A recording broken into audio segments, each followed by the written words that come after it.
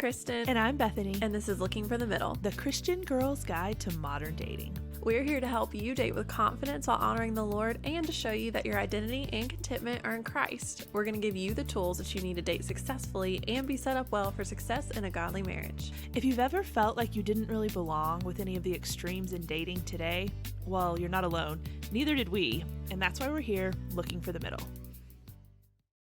Hello, friends. Welcome to this very exciting episode of Looking for the Middle. We are once again not following our schedule. Why do we ever schedule? I know. This has been the season of audibles, but I really enjoyed it. Me too. And now we kind of have a whole season's worth of stuff that we already knew we wanted to talk about for next season. It's true. It's true. Today's content or topic actually kind of blossomed from some conversations we've been having, conversations we had with Melanie and Lindsay a couple weeks ago, and then just kind of us talking since then. That the more we talked about it, Bethany was like, why do we not do an episode about this? I'm like, I don't know why we wouldn't do this, so let's do it. So that's what we're going to talk about. But before we do that, we have announcements, our question of the day, all the things. Yes. Okay. So let's get a couple of housekeeping things out of the way first. Which, okay, why do they call it housekeeping things? I've never understood that. I don't know, because housekeeping's not like the easy things you do at the beginning of the day. No. At least not for me. Housekeeping is, oh crap, my room is trash and I have people coming over this weekend. I'm in trouble. Based on true events. Yes, very true events. Okay, anyway, I've never quite understood that. I'm like, me neither. You know, I remember going to my first like ever conference or event or whatever, like way back in the day. They talked about, we're going to talk about some housekeeping things. Maybe even been at summer camp. I don't remember. And I was waiting for them to assign us like who's going to clean the bathroom. But I was like, housekeeping? Like, what? What are you Never talking made about? sense. Anyways, housekeeping things. Whoo, we are off the rails real early Already. today. It's going to be fun. Okay. What I was really going to say is we have a newsletter and we have social media.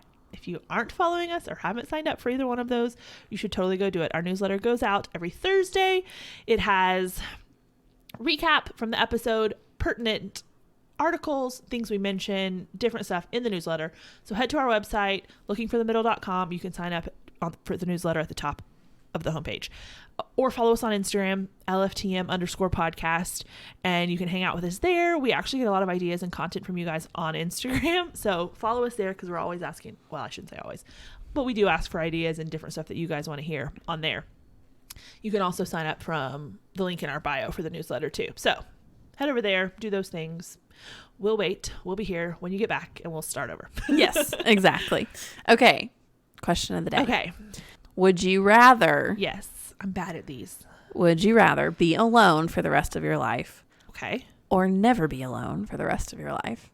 So never be around people or always be around people?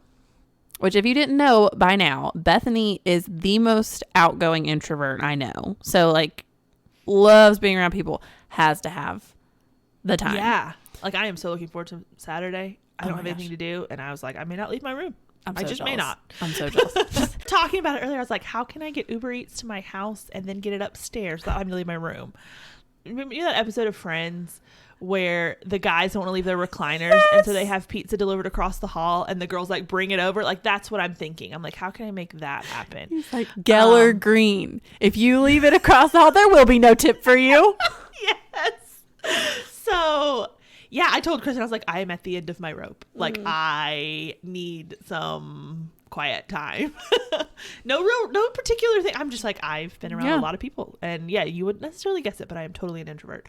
So does that mean you want to be alone forever? Oh, that's what I'm leaning towards. Really? I've been thinking about it this whole time. I've been rambling, and I think I would. I think it would absolutely drive me up the wall. Let's just put it this way.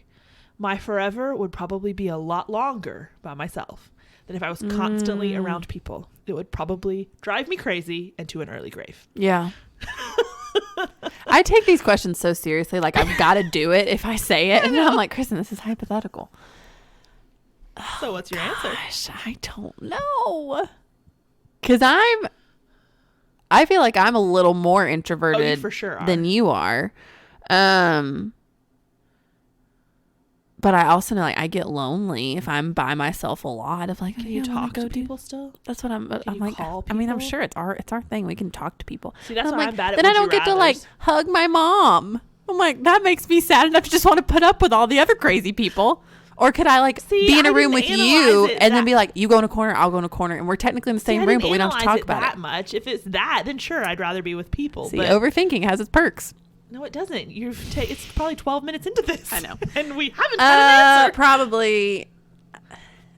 I think I'd probably be around people. Really? I really think I would. That's so funny because you would think we would pick the I know. opposite of this. I really think I would. And I probably would just have to get noise canceling headphones or something. We should ask this question on a different week because I'm at the end. I'm like, yeah, when you're all like done right now, and if I've been around people, be like, I'll be alone. I'll be fine. So yeah, it probably changes. Probably, but what a question. What answers? Yeah, seriously, didn't expect that. All right. That's funny. Okay, so let's jump into this episode, which is, what is your dating style and what does it mean? Okay. We have a list, guys. Yes, we do. Which I'm sure shocks no one. Right. So, like Kristen said, though, what kind of started this whole thing was just some conversations we had been having. We were just talking about, like, the ways we approach dating and how they're different. Because Kristen and I agree on a lot. Most things on here when it comes to, like, philosophy of dating. But our styles of dating almost could not be more different, which is really funny. It is funny. And so we were just talking about that and like talking through like, okay, well, here's what I'm thinking in the situation. And then here's what I'm thinking I want to do, or I don't know. And then the other person's like, okay, here's what I would do, but I know that's totally opposite for you. And so and especially over the past couple of years, like really both of us, I think, have learned to see benefits to the other. We've learned to see how the other side processes things, how things go, and just from talking to you guys too, like hearing your feedback and how you approach situations and different things, it's like, oh wow, like there's a lot of different dating styles out there, and one isn't necessarily better than the other. They can all be taken to an extreme. They can all be really good or really bad, but we want to kind of look into some of them and dissect it a little. But one thing that kind of got the ball rolling when we were planning for this was the movie Anne of Green Gables, which is funny because it's such a good movie. But when we watch that movie, Kristen is Anne. Like, she totally identifies with Anne Shirley, who's like whimsical and, you know, fly by the seat of her pants and all of these things. And I watched the movie and I'm like, oh, that's so cool. Like, I am not that, though. I watch it and I'm like, I'm Marilla. If you've seen that movie, like, I totally am. Would you explain who Marilla is for those who haven't seen the movie? First of all, if you haven't seen the movie, fix that because they're fantastic. But we'll put it in the newsletter. We'll put a link to it in the newsletter. Anyway, Marilla, though, adopts orphan Anne in the very beginning, and is the absolute opposite of her in that she is very hard-nosed, straight-laced, get things done, rational, all those things. And then in comes Anne, who is this emotional whirlwind, which I'm not saying you're an emotional whirlwind. No offense taken. She's whimsical and sees the best part of everything in everything. Very idealistic. Is very realistic. Yeah. But there's a quote in there that just fits with this whole episode perfectly, and it really defines both of us perfectly too. And so, I can't remember exactly what has happened. This may be where Anne has dyed her hair. I don't know, but Anne is in upheaval. She is thoroughly upset, and Marilla tells her, she says, you set your heart too much on frivolous things and then crash down into despair when you don't get them. To which Anne replies, I know. I can't help flying up on the wings of anticipation. It's as glorious as soaring through a sunset. Almost pays for the thud. And then this is where Marilla's response, I'm like, that's me. I've probably told Kristen this almost verbatim. Because Marilla says, well, maybe it does, but I'd rather walk calmly along and do without flying and thud. Which I'm like, oh, I love the movie. And all the things I love in that movie are, not all, but the things that I love the most are the quotes from Marilla. Because I'm like, I relate to her. So anyway. Whereas I'm like, I just want to see Anne and Gilbert. Like, yes. Kristen's flying on those wings of anticipation. So anyway, that pretty much defines how each of us are approaching this episode and what we're going to bring to it. So we have different dating styles. And they are not mutually exclusive. Like, I'm several of these, Kristen is several of them, like overlapping, like we overlap in a couple. So it's almost like pairs of like dating styles, opposite pairs, I guess you could say. So we're going to go through those, and then we'll kind of compare, okay, if you're dating someone who is similar to you in this, what are some things you may encounter? And if you're dating someone who's opposite from you in this, what may you encounter? So we're going to start there and just see where it takes us. Yes. I'm so excited about this. So the first one here. So, Kristen. Yes. I just talked for a really long time. It was so good. It was so good.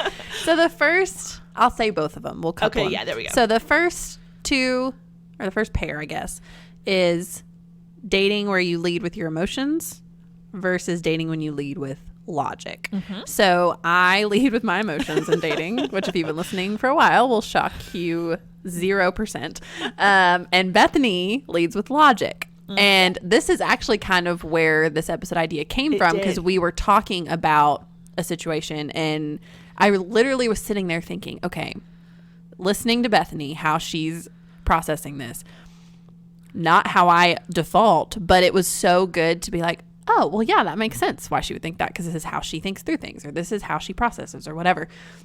And so I would encourage you, very short, quick tangent, don't just listen to this to try to figure out what you are. Maybe listen and think like, oh, I know, like my best friend is like this, or I know we'll get to like if you're dating somebody and what they fall into, but it really helps you kind of figure out, oh, this is why they approach this differently, or this is why they don't react the same way when X happens that I do, because we're different. So I think coming in with an open mind to understand this, not just for yourself, but for other people, could be super helpful. So I would not just other people that you're wanting to date, like just your friends. It's been, kind of over the years that we've talked about this so much, we've kind of been able to relate to the other person or explain things in a way that's like, okay, here's what I'm thinking, but I know this is what you would be thinking. This is how you would like kind of get a fuller picture. So it's been really helpful. Exactly. So we'll start with daters who lead with their emotions. Okay. We have pros and cons, obviously. What kind of list is complete without a good pro-con section? It's true. Which I will say too, it is so interesting. I said this to Bethany before we started recording. Dating is the only area of my life where I am like this. Every other area of my life, I am very like cautious, prepared, like not emotionally driven. I'm very like, let's, show organized in the numbers and the details of everything. Whereas this, I'm like, woohoo, this is so fun. This is great. Let me just throw my heart out. And if it gets crushed, oh well, we'll figure. There's the thud. We'll figure it out. But it's just so interesting because I just am not this way in other areas of my life. But leading with your emotions. So pros. So I'll give you a pro and I'll give you a con, and then we'll move from there. So first set of pros and cons. The highs are really high when you lead with your emotions, but the lows are really low also. So when I get into a relationship, I am like, this is amazing. This is so great. Like, I am so in love, and it has been 3 weeks. I'm like, Kristen, have you actually messaged him on that app yet? It's like from Me Monday, what I like about you. I haven't talked to the guy, but I've named our children. Like, that's literally me. If you're a guy listening, please do not be scared. I'm being dramatic. She hides it really well. I am being dramatic. Yeah, or I hide it. Either one. Yes. No, but it's like, because your emotions are so high, I guess. I mean, for lack of a better word here, like, it is really exciting on the front end, and it's so great. And there's all this anticipation and the build up and all this stuff. But then when you get hurt, when it doesn't work out, it's devastating because you're emotionally invested on the front end. Yeah. And that's something that comes later. We'll talk about in a second, when your logic first. It's kind of emotions follow, whereas this emotions lead and then logic follows. Yeah.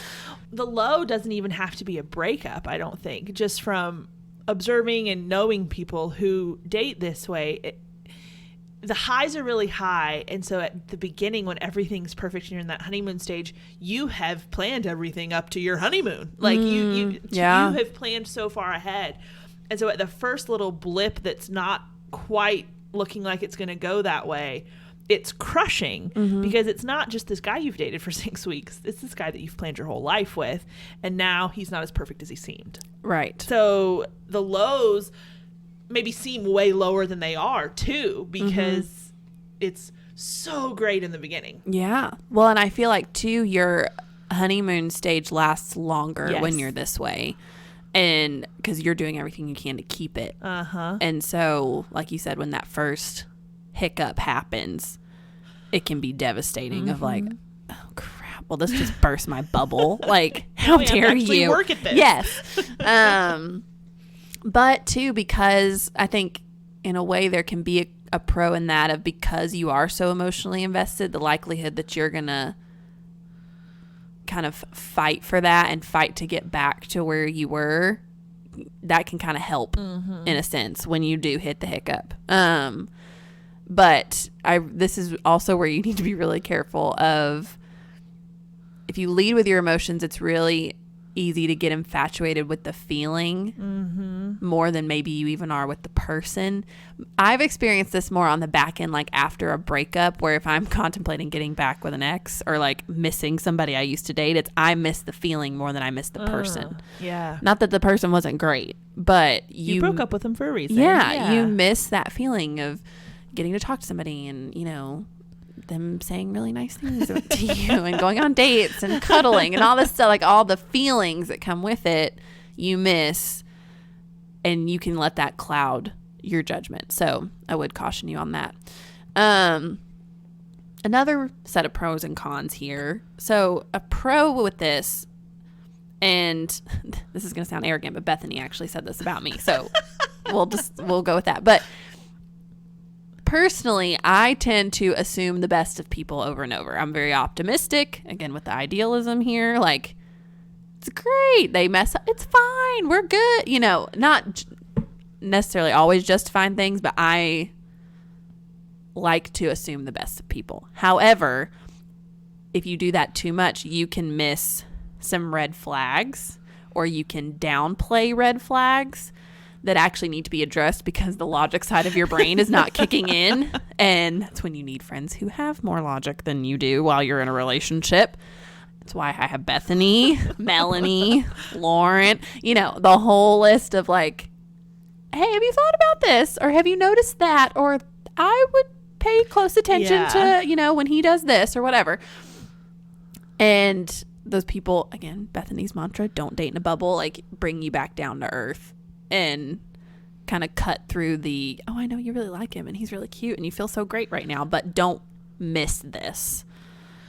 Can I say one thing, or kind of like ask? No, I'm not allowing you. I just kind of had a thought of, and this, we can decide if this applies when we talk about the logic side of things in a minute too. I feel like people who date logic forward think further down the road. Whereas people who maybe, and I'm posing a question. Yeah. People who date leading with their emotions, they see right here and right now, and it feels really good, and he's so great, and he's so wonderful, and we'll worry about later. Sort of. To an extent. Yes, to an extent. I'm thinking like my thoughts of the future are all the idealistic ones. Oh, we get married when we have kids. It's not the, oh, what is our life going to look like 10 years from now in the day to day? Like, I don't go there at all. I'm like, I'll figure that out when we get there. But it's the highlights or the big moments of anticipation. Those are the future things I'm thinking about. Okay, so you would, like, maybe I or someone else would look and say, okay, it's almost like when you have a baby and they're like, okay, that's really cute now, but when they're a 7-year-old doing that and they're not 6 months old, it's not going to be cute anymore. Yes. That kind of thing. Yeah. Where I evaluate a situation from that standpoint. Yes. Whereas in this particular thing, someone who's super, and I'm not saying you specifically, but someone who's super like emotional leading in their relationship says, okay, well, that was kind of annoying, but we'll deal with it later. Or, okay, whatever, I'll deal with that later. They're not seeing, okay, this is, it's kind of cute now, but it's not going to be cute once you've been married for 5 years. Yeah. Or this thing, this one instance of this one thing happening, okay, maybe that's fine. But if this is a pattern, this is going to cause you some serious long-term frustration. That's exactly what I was just thinking. Something has to become a pattern before I want to address it. Okay. And that may be Which there's some partially wisdom in that, I think. Like, Okay, you don't yeah. want to jump to the conclusions, because I do that. Something happens one time and boom, okay, well, you're obviously written off kind Yeah. of thing, when I don't wait long enough for it to become a pattern. So there is a balance there. yeah, So, definitely a I balance. think so. Yeah.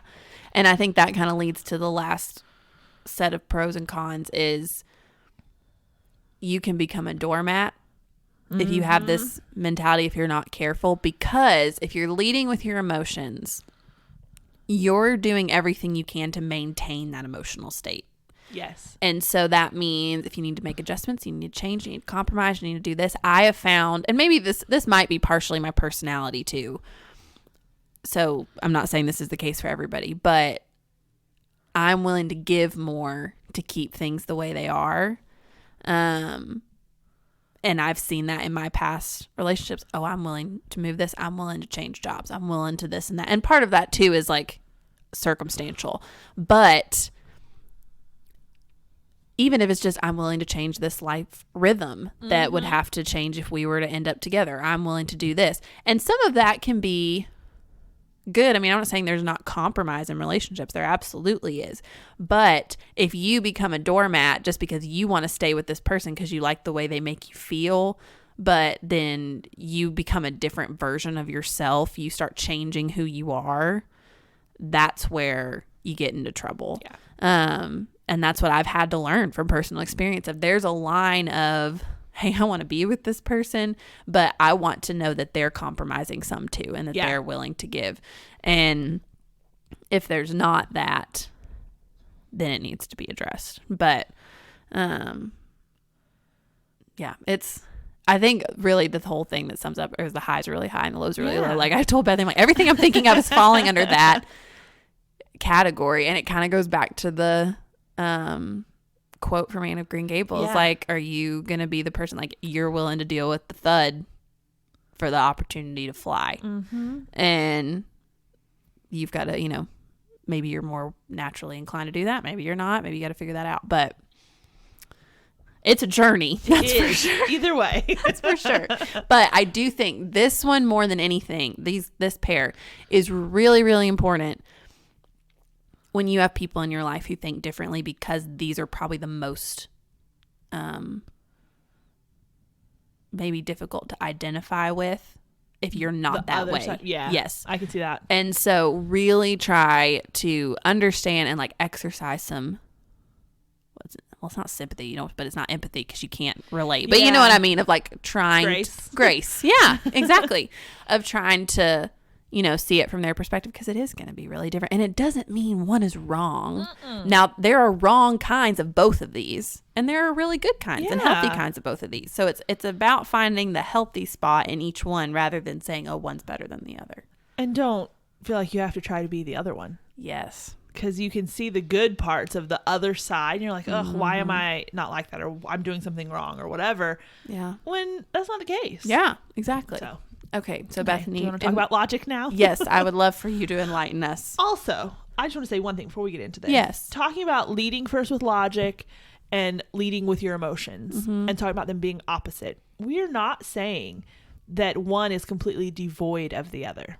I am not saying, because obviously you're very logical. Thank you. I am not saying that someone who leads with their emotions has completely lost all logic. Who knows? Maybe that's where each one gets to the extreme too much. Yeah, where when you they've lose lost the other one. Yeah, I think the so. leading with your emotions is too far and it is bad. Then once you have lost all reason and being too logical and reasonable and rational about some things where emotions should play a part is when that one gets too far gone. Yeah. So we're not saying people who lead with logic have no emotion and people who lead with emotion have no logic.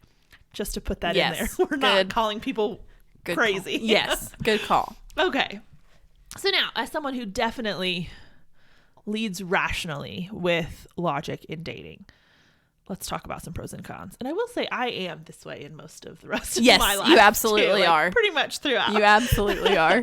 Okay. So the first one, the pro is that heartbreak doesn't happen as easy.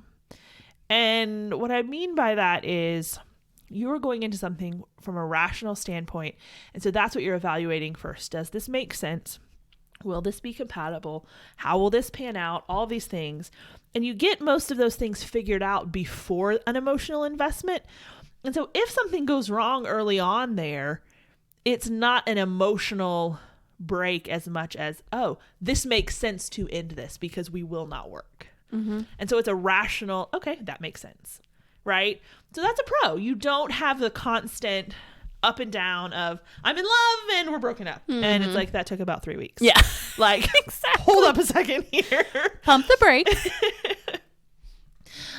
Which part of me wonders if this is why I love Hallmark movies so much, because it is such a suspension of reality for me. Oh. I do not relate really to the girls in those movies who are just like, oh, everything's perfect. It's just ideal. And you just float through and whatever. I have no. And I'm sitting here thinking like I'm relating because that's my ideal of like, that's what I hope happens. Yeah. I'm like, I look at it like this. Oh, that's so cute. Like this quaint little thing that never happens. Yeah. Isn't that, it's anyway, whatever. We don't have to get too. This is why Bethany's had to like make me admit that Prince Charming does not exist. Yes, and like, if you go listen to seasons 1 and 2 and we talk about Prince Charming, you know, if he doesn't exist or whatever. And Bethany's like, no, he does not. I'm like, are you sure? She's grasping. I am holding on to that 1% of hope that maybe he's out there. But yeah. So yeah. So the flip side of that though is that you can be or seem emotionally distant. It can come across as I'm not invested in this. It can come across as I don't care. It can come across as this can go either way. It doesn't matter to me. And that's something that I have to like be conscious of, because I can how many times Kristen has told me, okay, maybe not say that like that. Because I'll be like, hey, like I'm really quick to be like, okay, where's this going? What are you thinking? How is it? And then I'll be like, it's fine either way. Just let me know, kind of thing. When I'm like, okay, that very much conveys I don't care at all about this. You just let me know what you're thinking and I'll try to get on board, which is not the case. I don't mean to sound ambivalent. I guess maybe that's a good word too. Emotionally distant, ambivalent, mm-hmm. unaffected. So I have to like consciously remember to act really invested. Not even act, really, but to show it. To show it. It's not that I'm acting. It's just not something that's at the forefront. And words of affirmation is like not on your radar. Bottom rung of the ladder for me too. So it's not something I ever think to do. Mm-hmm. Yeah. Much at all. Yeah. So that's kind of the flip side of that one. But then the second pro is that realistic expectations come easier for people who date with a logic-based mindset. In that I don't go into things expecting for there to be flying. I don't expect for it to be this perfect thing and to be swept off my feet and all of those things at all. In fact, a lot of times it probably makes me a little uncomfortable if someone were to try to do that. It looks great in the movies, but if it were me, I would be like, oh my word, this is so awkward and I don't know what to do. I'm not a fancy person, y'all. I don't do well in these situations. So I think for the most part, I have pretty realistic expectations of things because I have thought them through from both sides and figured it all out, run them by people and said, okay, am I being realistic here? That's probably one thing I say just about more than anything. I'm like, is that unrealistic of me? Am I being realistic? I say that not just in dating, just in life. I say that a lot. That's true. I hadn't thought about that, but you're right. I do. And so, cause that's where I'm like, I want to be realistic. I got to make sure. So I set very realistic expectations of relationships. But then in a weird turn of events, the con to that, the flip side is it's sometimes hard to know where reasonable is. Like I get there and I set what I think is realistic and I think it's all of that because it makes sense to me. Mm-hmm. I have reasoned it through and I'm like, well, this makes sense. It's realistic. It's reasonable. Here we go. But then on the flip side, if those reasonable expectations are not met exactly how I think they're going to be, I struggle a lot with knowing, is this a big deal that this expectation is not met? Because it seems very realistic to me, but I don't want to shortchange something where I shouldn't. I don't want to end something prematurely where I shouldn't, but I don't know if it's realistic or not. I don't know if this should be a big deal. I don't know if this should be something I just let go of, which I think is a big, if I'm really boiling it down, you know, I say don't date in a bubble. And I've said that even before we started this podcast. And I think for me, a lot of that motivation is I can't make these decisions by myself. And what I mean by that is I usually very quickly want to introduce someone to family, Kristen, friends, get them around people who know me well, who can tell me, because I want them to straight up tell me, this seems great. No, I don't think it's a good idea. And I weigh their assessment, but I need to get that input quickly because I don't know. I have such a tendency to go from one extreme to the other. I'm either all in or not at all. I don't do halfway very well. And so when it's not super clear, I don't know where to define those expectations. I don't know what should be a deal breaker and what shouldn't. And I need that outside input early and often. Yeah. No, and I think that's great. And that's something we should all be doing no matter what kind of dater we are, is inviting other people in for sure. So then the last pro and con here we have for this. The pro is I'm a good planner when it comes to like planning out, allotting time for things, making sure the person that I'm dating gets a good portion of my time. They have my focus, they have whatever. And so I plan things out. I have it set to make sure all the pieces of my life get the appropriate amount of time and attention. And that's good because you're not leaving anything hanging. But then on the other side, when things inevitably don't go according to plan, that hits a little bit harder because I had this all planned out of what, you plan things out. You're just talking about like from an emotional standpoint, you have all these ideals and the high points all planned out forever. Well, I have planned out, okay, on Thursday we're going to do this, and on Saturday, and like I have it planned out, and I have like what life is going to look like planned out in the minutia more than in the big things. Like, okay. Will this work? Does this type of like, we talk about life rhythm, things. Do these mesh? Will this work? And you're going along, but then when something doesn't go according to that plan, it derails a little bit more than it might otherwise, because it's like, okay, I've planned out my life and now suddenly you're going to throw a wrench in it, which I have to remind myself pretty constantly too of like, okay, just be the person you marry. Yeah, you're going to be married to the same person, but it's not going to be the same person you're married to after 10, 15, 25 years. And the same thing for you. You're not going to be the same as you get married. You're going to change. And so I have to hold those things with an open hand, realizing that people need room to change and grow and whatever. And my plan has to be okay with that. I used to say I was really laid back and easygoing. And I'm not laughing because of that, but I'm laughing where you're like, I used to say this. I did. And I would, in certain situations I am. Yeah. When there aren't any plans, I'm super laid back and easygoing. I'll do whatever people want to do. I don't have strong opinions about what when we hang out with friends, I don't normally care that much, but she's like, oh, let's hang out. We don't have plans. But if plans are made and we have plans to go do something and whatever, and then people want to change it, no, thank you. I am not very easygoing. I realize. So I don't tell people, oh yeah, I'm really laid back and easygoing, because I'm not as a blanket statement anymore. And it translates into my dating as well. So I have to kind of reel it in and temper that a little bit. Yes. No, that's good. That's a good example because it just shows the part that growth and just an increase of self-awareness that will happen the older you get and the more you date and the more life experience you have. And and even once you get married, how exactly what you said, 20 years from now, you're going to be different. Your husband's going to be different. At the core, you're still the same person, but you've grown, he's grown, and you'll have to learn how to work with that. Yeah. One encouragement, I guess I would say, or one thing I would, just speaking from our experience, I will say, I think we have both kind of, having a close friend who's opposite, I think is helpful. I'm not saying go seek out someone and be like, hello, my name is Bethany. What is your dating style? I'm looking for, like, I don't mean that, but I'm just saying, like, if you have someone who is opposite in your life, like, maybe pick their brain a little, because we talk about this stuff all the time. And I will say, I am better at being like, showing emotion and being more forward with that. Kristen is much better at being logical. It's true. It's very true. Saying, I think just talking about it a lot and having that opposite perspective so much, I'm like, okay, what would Kristen do in this situation? Aw, so kind. Let me save that thing. Yes.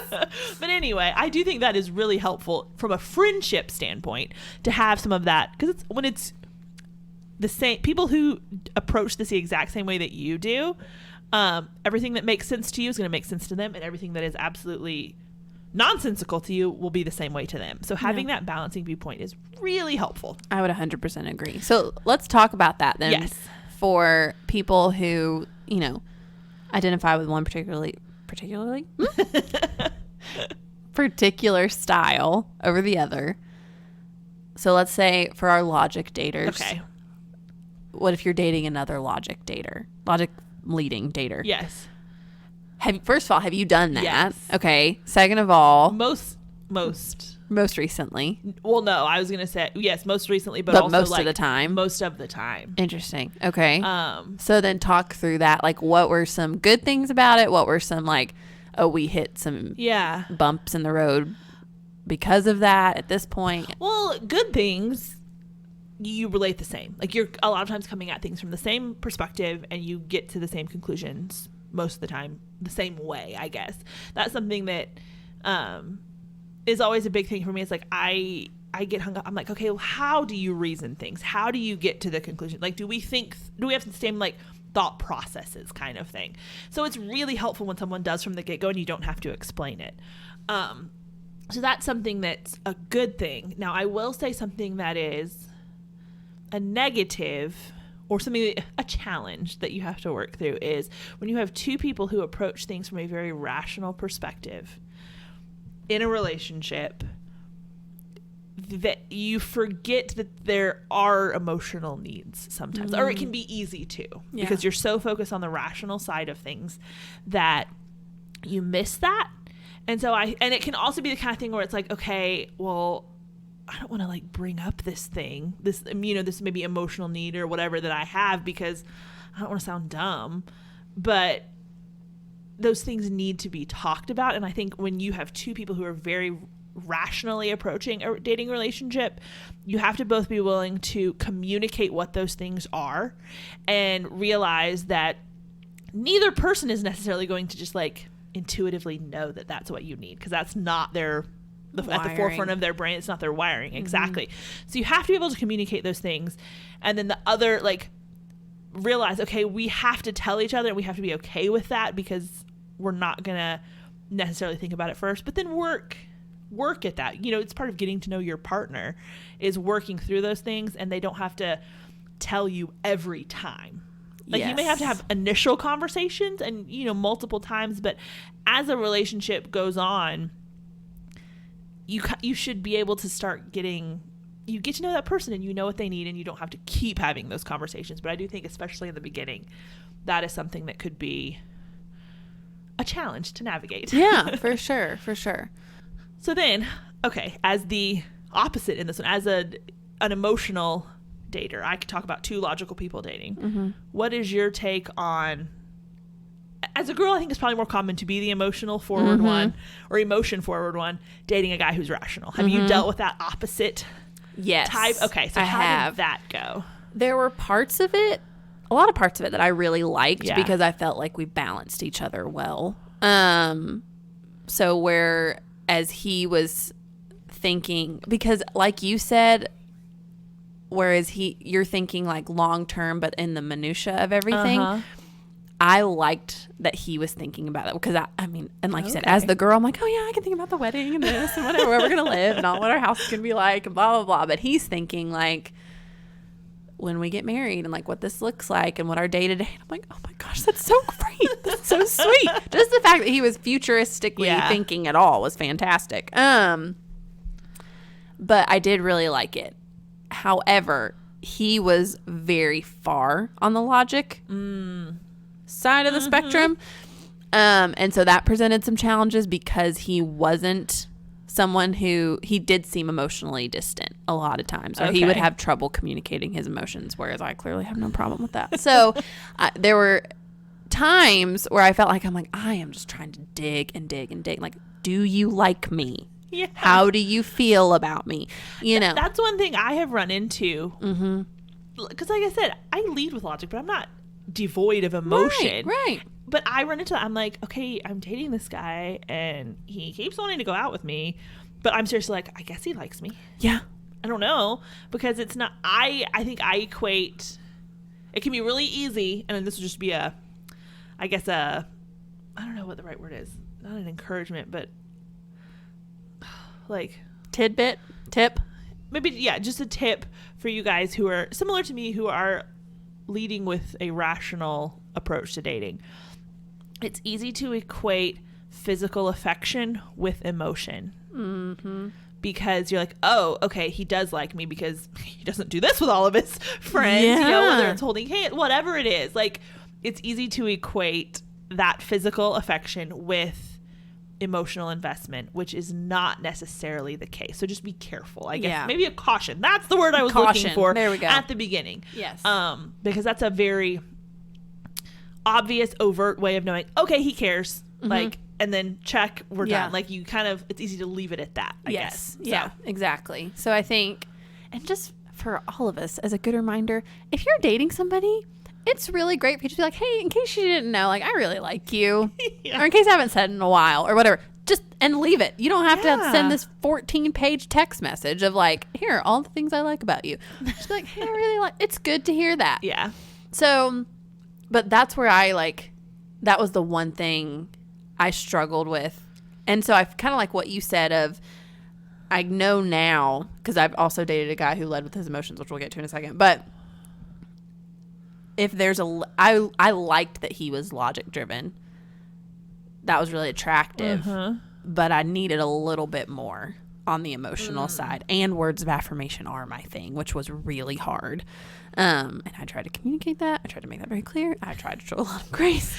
And it was just like, didn't work. Pulling teeth sometimes. I'm like, I need you to tell me how you feel. Yeah. So, yeah. And I think as we talk about this, like I said, there's balance in all of these. You shouldn't be without one or the other. Yeah. And I think the healthier relationships have people in them who can balance both. Even if you lean one way or the other, that's great, but you've still learned how to incorporate the other one. Yeah. Okay, so then talk about, because I'm trying to think, I have never dated an opposite in this, I don't think, really. Okay. I did date one guy who was a little more emotional driven, but they're just not as much. No. So I am more on the guy side, not really, but kind of like more common, I guess. Yes. So I haven't dated opposite, but you've dated the same. Yeah, I've dated the same. Okay, so tell. I've dated I don't guy have any. who, led with his emotions. I think now, again, this made the highs even more high. I bet. It was like, woohoo, this is great. We're so in love. It's so fantastic. It's been 2 weeks. For real. 1-2 weeks, but it was quick. Fell hard and fast. But I think, one, it was hard because we both kind of, I realized it and didn't want to change it. He did. But we kind of like, oh, well, this was really quick. We need to pump the brakes. I'm like, I don't want to pump the brakes. So the fact that like there wasn't one of us to be like, hey, at the beginning, let's, set the like I followed his pace. Was kind of how I measured it. Oh, yeah. And I typically do that. I don't I will find myself kind of tempering things if he's a little more chill than I am about this I never stuff. really thought about it like that. Yeah. And so when he pulled back, that really, again, low lows, that really hurt because I'm like, I thought we were on the same page. I was trying to match you. Like, I felt good about this, and now it's kind of pulling back. So that was hard. But then also, and this is one thing I would caution you if you are dating somebody who leads with their emotions, I started to see evidence that he led with his emotions in pretty much every area of his life, particularly when it came to making big decisions. And that was really because you're not that way. No. Yeah. And so that was really kind of a concern for me of, okay, you're making like big decisions that should be logic based, like career decisions or where to live or the fact that you need a different car. Like there is no, you just need a different car. Like just go buy the dang thing. You need to figure out what gas mileage you need, how old it needs to be, what your, quota is here. Yeah. And then it wasn't like, and I was like, okay, and that frustrated me and was, again, like I said, concerning. Yeah. Like, I need to know that when we have big decisions to make, you're not going on a gut feeling. You're going on what makes sense. Mm-hmm. And so, whereas it may not have been as big of a deal in the relationship aspect, it was a bigger deal in other areas. And so then even though we didn't get to the point where it really negatively affected our relationship, I had a glimpse of, it could, if this is how it's affecting other areas of his life. So again, with the balance, like it's just one or the, and what was really helpful too is Melanie is the one that kind of helped me flesh that out, because it was something she noticed, or picked up on. Just she didn't ever meet him, but she obviously I talked to her about him a lot and would kind of fill her in, and she picked up on it. And so I feel like we keep preaching this the past few weeks, but it's so true. Like, you not dating in a bubble is so important, because she was able to kind of talk me through that. And now I know going forward, hey, this is what I'm looking for. Yeah, I like you to lean a little more this way, but you've got to have access to both sides. Yeah. Not perfectly, obviously. We're not expecting perfection, but that was my experience. So okay, so other two types. Yes. We've got slow and steady. Slow and steady dater. And I'll jump in and ask questions later. Yes. I'll jump in and I'll ask questions later dater. That's a mouthful. And it rhymes. So Bethany, as our resident slow and steady dater, that will shock again 0% of people. Yes. What are some pros and cons with being a slow and steady dater? I think a big pro is slow and steady wins the race, right? There won't be as many surprises at the finish line when you finally get there. Finally. And not always, but I would say if you're dating someone who is this slow and steady, methodical, now slow and steady, don't equate, first I'll come back to my point, but slow and steady, don't equate that with a lack of direction or a lack of not commitment. going anywhere. This is not a commitment thing. This is moving forward slowly, but hopefully defined. We'll get into that because there's a lot of room for confusion, I think, with this. But a slow and steady dater is someone who's moving forward, but at a slow, steady pace. And most of the time, what I was going to say before, most of the time, this is probably going to be someone who has a pretty good idea of what they're looking for and is willing to wait for it. And I feel like I have a pretty good picture of what I'm looking for. Oh, I think you do, yeah. I'm 34, so I'm obviously willing to wait for what that is. But you do want to be realistic about what that is you're looking for. Don't let this one be a crutch for... I guess I think if you're a logical dater and you move slowly, this can become a crutch for not putting yourself out there and opening yourself up to get hurt. Don't let it become that. Keep moving forward, even if it is at a slower pace. That's fine, but keep it moving forward. The con to this, though, is the race that you're running will take forever. And I don't mean before you meet someone. I just mean going from meeting someone, dating, to then progressing towards engagement and or marriage. It's going to take a while. And that's not always the funnest. No. Patience is key. But totally it sucks. is. Totally is. And this is going to come in, especially if you're dating someone opposite in this. Finding that balance is going to be a tough thing sometimes. Yeah. But then another pro here is that dating someone who is a slow and steady dater will force you, or has forced them in the past, to communicate more. And then as a result, hopefully better, because you do have to keep that pace matched. As you're moving slow, it's really easy to start to think as the other person, where's this going? Do they, like we're saying, do they like me? What's going on? Like, you have to have a steady stream of communication. And so it forces you to communicate more earlier on, which can be good, which I think is good. And if you've dated this way for a while, you're going to be a better communicator for it, I think. So that is a good thing. But on the flip side, like I was saying kind of before, is there is a lot of room for confusion, for frustration, for ambiguity, because it's taking a while and you're finding out good things about this person. You're taking the time to really get to know them. But because it's taking a while, it's easy to start thinking, where's it going? How long is this going to take? Do they really like me? It's been 6 months and so-and-so was engaged after 6 months and we haven't even talked about it. Like that kind of thing. Yeah. So you really do, on the pro side, like I was saying, have to communicate more about those things just to keep that clarity between the two of you. I do think, though, last pro with this one, you are going to be less likely to have regrets. I'm going to add to this, stemming from not knowing something about someone. I'm not going to just say less likely to have regrets, full stop. But you're less likely to have regrets of, you're not going to jump into something and then wish you had known more about the person. You're not going to jump into a serious relationship and wish you had found out other things. You're not going to regret the progression forward because it is moving at a pace to give you time to really flesh out what you need to know at each step along the way.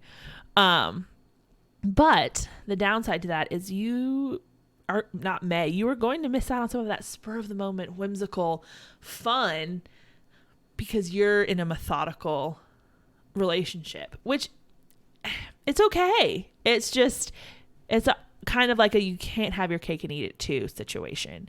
So be okay with that. Yeah. Again, the flying in the thud. Exactly. It all kind of comes back. It's so funny that is what it keeps coming back to. Now I want to watch that movie. Well, I will be on Saturday, but unfortunately no one's invited. No, I'm not invited. I know you. It's her introvert day. It is. Oh my gosh. That should be a holiday. Why is there not a National Introverts Day? And everyone just stays Everybody home. stays home. No cookout. No anything nothing else. You go to the store the day before. Yes. You get all your snacks. Actually, we should start a thing. We should, but all the extroverts should have to go out so that you actually do. It can be introverts and extroverts day at the same time. Yes, so extroverts all leave, go out, do stuff. Introverts get to stay home. But what if an introvert works at a place where the extroverts want to go? You get the day off. Okay, we're committed. You get the day off. Oh, I like this. I do too. Do you know how fun that would be? Oh my gosh, that'd be a dream. Maybe I need to change my answer to the question of the day. Oh man. So funny. Oh man. Okay, yes. So now, let's talk about jumping in, asking questions later. Yes. Fill us in. Again, I don't do this in every other area of my life. Okay. Pros and cons. First pro, personally, I think it's more fun. Because there is this sense of, I have learned I hate waiting, but I love anticipation. Oh, okay. And I think there's a lot of that when like you just kind of jump in because you're like, there's anticipation of, oh, what's going to happen? What's going to be? And I haven't really thought through it all. But when you do that, you are more likely to rush and or get hurt. Again, like I said, when I dated that guy that he also kind of led with his emotions, we did have to have that conversation of, hey, which was so confusing because the same day we had that conversation was the same day he told me that he loved me, but he told me he loved me after we had the conversation, which is so still confusing to me if I think too hard about it. But that's what you can kind of deal with. Like, oh my gosh, it was so great. It felt so good. But also I'm like, oh, well, that was a hard conversation to have. I didn't love how that felt. I didn't like having to pump the brakes. I'd rather like, there are times where, again, you look to the other side, like, I'd rather have the slow climb because then it's always going up. True. There's always anticipation. True. It's not this like front load everything and this is great. And then now we have to kind of pull back. Yeah. So that's something to think about. Another thing is that the beginnings of your relationship are always like the greatest thing ever. Yes. And I will say, as someone who's the opposite on this one, that's a tough pro to watch. And because I watch that and I'm like, I never am like that. I never feel like that at the beginning. I never am that like head over heels for someone at the beginning. I just am not. Yeah. And I can try to drum it up, but it never works. And so I look at that and I'm like, am I doing something wrong? Like, I can feel things, right? Like, where am I going wrong? What should I be doing different? Whatever. And it's like, okay, no, it's okay that that's different. But you kind of just have to navigate that and realize it's okay for it to be different. Yeah, for sure. And yeah, and there have even been times of like, oh, well, this didn't happen with her, but like her relationship worked out great. So does that mean I'm rushing too much? Like there is that comparison thing that definitely plays a part. But the beginnings are like, when this has happened, it's been like, oh my gosh, this is the best thing ever. Which one little, I told Kristen I was going to say this. Oh gosh. I told her, I said, yeah, if I had a nickel, this is for herself or for other people. The beginning is always the best. Because if I had a nickel for every guy Kristen had ever said about any of her friends, that I have a really good feeling about this one. If I had a nickel for every time she said that, y'all, I would be rich. Chris, it's the greatest thing ever. When anyone starts dating anyone, and she has a really good feeling about that guy. So far, we're all still single though, so you know. I literally I had the thought the other day. I'm like, I really got to quit saying that because it's such a kiss of death. I've realized, like, I have a really good feeling about this guy. Like, I'm so optimistic, and like the beginning, like there's all this hope, anticipation, again, like all this stuff, and then it doesn't happen. I'm like, well, crap. So much for my feeling good about this one. Yeah, I think there've been times I've quit dating people. And Kristen's been more upset about it than I have. That's very true. And I'm not joking. High highs and low lows, people, whether it's for yourself or other people. Yeah. You just feel it. Oh my gosh. Anyway. But I think the con here is, the beginnings are really great, but it's way more difficult to slow down a relationship than to speed it up. So if you can get it to where like, okay, things are kind of slow and steady at the beginning. Oh, now like we've really gotten closer. We can progress a little bit quicker because there's that foundation. Whereas opposed to, everything happened at the beginning. Oh, I don't want to slow. I don't want to change. I like this. It almost makes it feel like the beginning that you loved so much was a mistake. Yeah. Because they're saying, oh, hey, we need to do this different. Yeah. Because that was not good is what that says, basically. Right. Yeah. And it's devastating. Yeah, it is. It's absolutely devastating. So that's really tough. And then the last thing, I'll do the con first on this one and then come back to the pro. The con, well, no, I'll go pro first. So I had them switched. So the pro to jumping in and asking questions later is that if you kind of learn from experience how to do it right. So you figure out by jumping in, if it doesn't work the first time, like, okay, well, here's the degree I want to jump in next time. I'm going to jump in the shallow end next time, not the deep end. Exactly. Or maybe I'll try the kiddie pool first. Not the Olympic diving section. Yeah. But yeah, there's this like, you learn what parts you can replicate, what aspects of it you can replicate, and which ones you'd rather do differently. But that means that you've got to make the mistake first. And that's the con is like, you've almost got to rush it first to figure out how you want to jump in next time. Because there are parts of like this guy that I dated, we did jump in real quick. And we, had to figure out how to, tone it back or whatever a little bit. But there were a lot of aspects of that relationship at the beginning that I loved and that I like hope I get to experience again.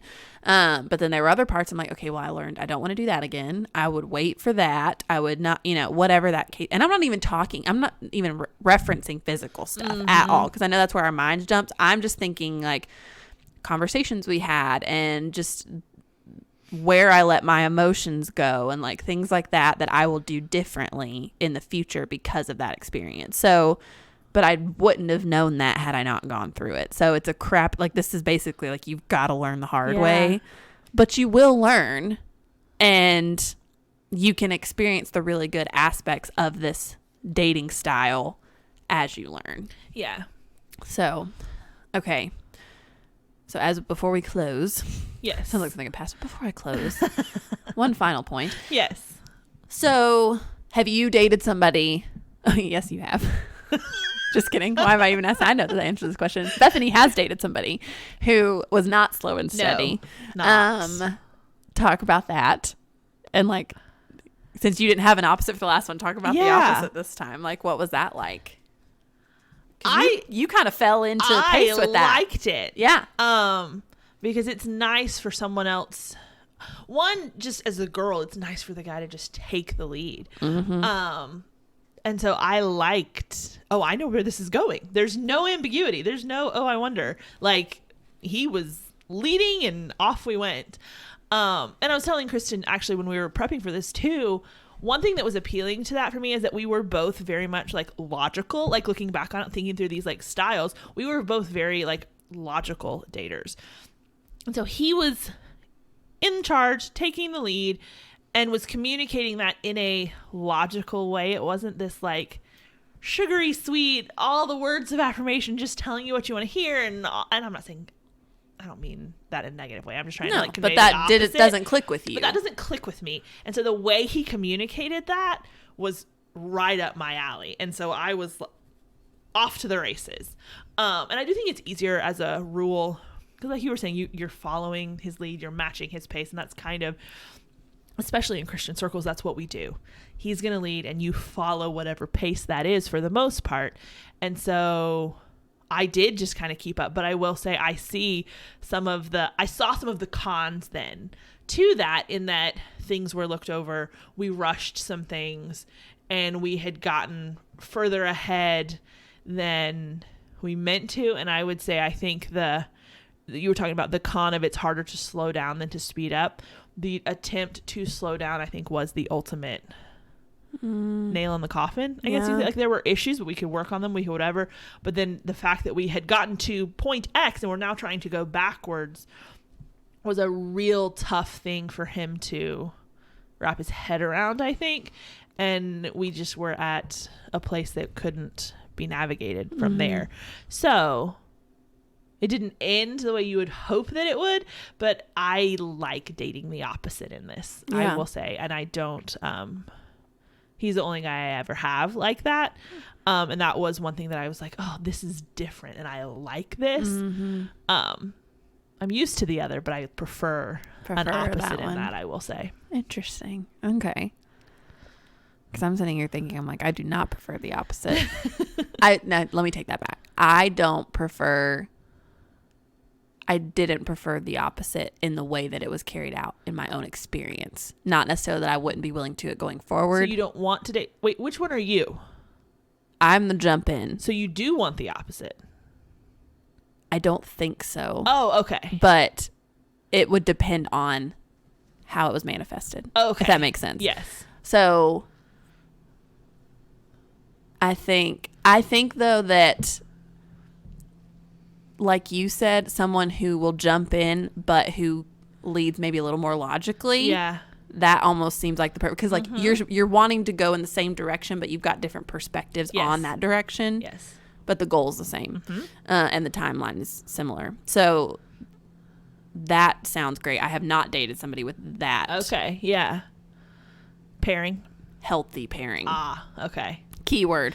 But I think I did date a guy who was very, very, no, I don't think I have dated, not even healthy. I don't think I've dated anybody who wants to jump in, but was also more logical. Yeah. Now that I say that, I did date a guy who was very slow and steady. And a lot of what you said was hitting home, as far as there was a lot of ambiguity. Yeah. Because there wasn't a whole lot of communication, and that where you said that can be a real, like, that's what almost forces you to. There wasn't that, and so there was a lot of ambiguity. That's a hard word. And frustration, and so yeah, that was hard. And I think what's hard too is knowing, like, there were a lot of relationships happening around me at that point that were moving quicker. And obviously, y'all know, well, if you've been listening for a while, how quick my parents got married, so that's always in the back of my mind of like, Yeah. I've been dating this guy for 2.5 months. My parents were engaged by now. Like, what the crap? I literally went to my mom at one point. I'm like, how in the world did you pull this off? Oh my goodness. And so there was always that in Yeah. my mind too. But I think, I do think it's healthy to have opposite I agree. in this. But I think there are other parts that need to play, Totally. if that makes sense. I think with this, if you've got two people who are like slow and steady, or you've got two people who are just like jump in and run with it, I think talking about that community you have around you is so important in those situations, because you need to, if you've got two people who are just slow and steady, taking their time, you need, like, y'all probably think it's great and whatever, and that's fine to an extent, but you want to make sure like people that kind of help push you along and make sure you're progressing and make sure you're focused on what you should be and not just falling into this comfortable pattern that's not going anywhere. And then on the other side, if you're both like jump in and fly kind of people, you need those people to come around and say, okay, come down to earth a little. Like, let's, I don't want to burst your bubble, but let's look at this and make sure y'all aren't both overlooking issues that could become issues down the road for you. Yes. One thing I will also say too is, if I were to start dating a guy and he was more slow and steady, I would want to know the motivation behind the slow and steady. So I think there are different circumstances that will heighten that. Distance, you know, how often you're able to see each other. So schedules, even if you live in the same town and I don't know, you work nights and he works days, maybe different. If one of or both of you is still in college, if you know there's work things, whatever, there may be cases where like everything else behind, you could go forward a little quicker, but you're having to be a little more patient because of circumstances. That's cool. If he got clobbered in his last relationship and he's gun shy, I'm good. Okay. And not that I'm saying there always has to be a reason, but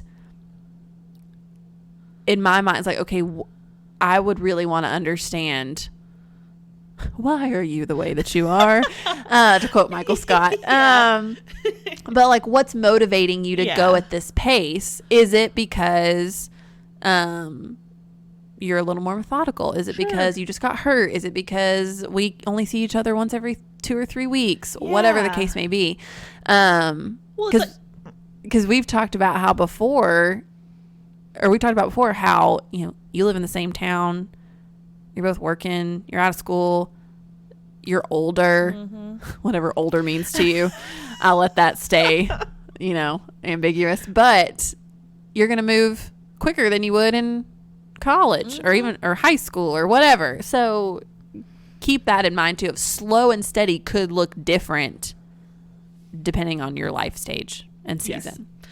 And just to kind of go with that, talking about needing a reason, or not needing a reason, but like wanting to know why. I think that's a very valid thing, because like we said when we were originally talking about it, slow and steady is not code for commitment issues. That's not what we're talking about. And so if you are entering a relationship, or you are that person who is the slow and steady one, either way, like, you need to evaluate if the other person is, and determine, are they just methodical and whatever, or is this a commitment issue problem? And then once you have determined that, then you go forward. And same thing as if you are the person who is slower, maybe communicate that to them. You don't have to literally sit down and spell out, okay, I date slow and this is why, but you can work it into conversation. Yeah. Showing that, hey, this is not something where I'm like gun shy when it comes to commitment. That's not the problem. Which I think we're going to do an episode at some point on commitment. I don't know if it's gotten bumped from the schedule by now or not, but I think it's still on there. Is it still on there? Okay, so we'll have find a whole out. episode either coming up in a few weeks or the first of next season on commitment and why it's hard and like what it looks like and all those things. So we'll talk about that more then. But a slow and steady dater is not someone who's afraid of commitment. That's not the same thing. Yes, I'm so glad you brought that up. So all of that to say, no matter which type you are, combination of types, we hope that I'll speak for Bethany. She's given me that freedom. We hope that this has just been helpful, whether it's to put words around maybe things you haven't put words around in, as far as how you date, whether it's helping you understand how your boyfriend dates, whether it's helping you have better conversations with your friends and how they date, and helping you relate to them and understand the lens they're looking through, because yes, we're all created in the image of God, but we're all very different. And so learning how to understand how you're wired and also how the people close to you are wired is only going to help you in your relationships, your friendships, your dating, your future marriage, Lord willing. We're all praying for that, and all the things. So we hope this has been helpful for y'all. It's been really helpful for us to talk about it. And we would encourage you to, like, go talk to your friends or your boyfriend or whoever about this and, like, ask questions. And they're fun conversations to have. I mean, this has been the majority of mine and Bethany's conversation for the last week of, like, so you talked about this and you think about this and whatever. So I would encourage y'all to do that. But we'll wrap it there. We will be back next week with another full-length episode, so be sure and stay tuned for that. But until then, I'm Kristen. And I'm Bethany. And this is Looking for the Middle.